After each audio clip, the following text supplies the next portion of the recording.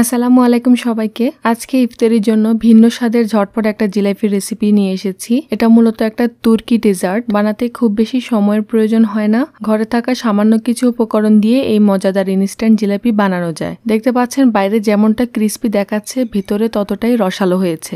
এই রমজানের ইফতারে একবার হলেও এটা বানিয়ে দেখবেন। আমি গ্যারান্টি দিচ্ছি আপনাদের কাছে ভালো লাগবে এবং বাসার বাচ্চারাও অনেক পছন্দ করবে। প্রথমে শিরা বানিয়ে নিব। সেজন্য একটা পাত্রে নিয়ে নিচ্ছি 1 কাপ চিনি, দিয়ে দিচ্ছি 1 কাপ পানি, কয়েকটা এলাচ দিয়ে দিলাম ফ্লেভারের জন্য। নেড়ে দিয়ে অপেক্ষা করব বলক আসা পর্যন্ত।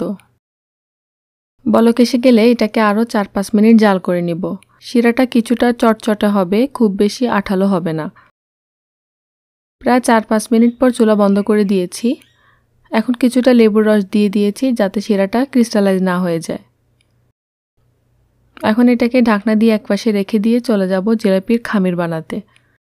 একটা মিক্সিং বোলে নিয়ে নিচ্ছি 1 কাপ সুজি, দিয়ে দিচ্ছি 1 কাপ ময়দা, 1 চা চামচ বেকিং পাউডার এবং 1/4 চা চামচ লবণ। একটা হুইস্কের সাহায্যে শুকনো উপকরণগুলোকে ভালো করে মিশিয়ে নেব। মিশিয়ে নেওয়া হয়ে গেছে। এখন এতে দিয়ে দিব 1/2 কাপ টক দই। টক দইয়ের পরিবর্তে আপনারা চাইলে এখানে 2টা ডিম ফেটিয়ে দিয়ে দিতে পারেন। দিয়ে দিচ্ছি 1/2 কাপ সয়াবিন তেল। সবশেষে দইয়ের কাপটা দিয়ে 1/2 কাপ পানি মেপে দিয়ে দিচ্ছি। এখন সবকিছুকে একত্রে মিশিয়ে নিব। খামিরটা অনেকটা সফট ডোয়ের মতো হবে। আপনার কাছে যদি মনে হয় ডোটা অনেক বেশি শুকনো, তাহলে এখানে সর্বোচ্চ আরও 1 থেকে 2 টেবিল চামচ পানি অ্যাড করে নেবেন। তবে খুব বেশি পানি দেওয়া যাবে না। এখন এটাকে ঢেকে একপাশে রেখে দিব 5 থেকে 10 মিনিটের জন্য। ফিরে আসলাম প্রায় 5 মিনিট পরে। এখন এই ডোটাকে আমি একটা পাইপিং ব্যাগের ভিতরে ঢুকিয়ে নিচ্ছি। জিলাপিটাকে শেপ দেওয়ার জন্য একটা স্টার নজল ব্যবহার করেছি আজকে।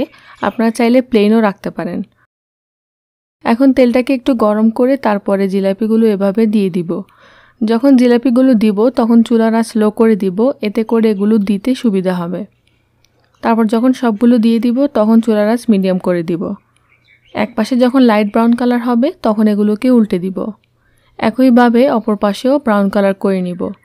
আপনারা কালারটা লাইট রাখতে পারেন অথবা একটু ক্রিস্পি করেও ভাজতে পারেন। ক্রিস্পিগুলো খেতেও বেশ ভালোই লাগে। মনের মতো কালার আসলে এগুলোকে তুলে সরাসরি শিরাতে রেখে দিব। শিরাটা এই পর্যায়ে কুসুম গরম থাকবে। শিরাতে খুব বেশিক্ষণ রাখতে হবে না, 3 মিনিটের মতো রাখলেই হয়ে যাবে।